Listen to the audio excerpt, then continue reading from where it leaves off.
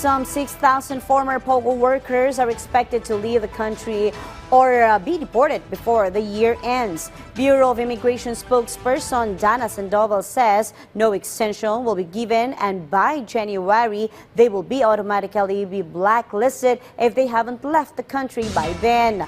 The BI added out of the 33,000 foreign POGO workers, the visas of 21,000 have already been downgraded, and many of them have voluntarily left the country. For some who already have a family here, they will be allowed to return as long as they are able to come up with the required documents and undergo the proper process in entering the country.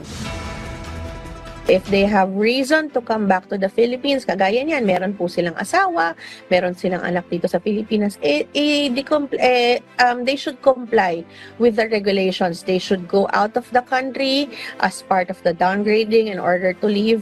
And they may return kung meron po silang rason, lehitimong rason na bumalik po sa Pilipinas. Kasi kapag hindi po sila umalis, hindi po sila nag-comply doon sa regulations, they will be blacklisted, meaning they will be prevented from re-entering the Philippines.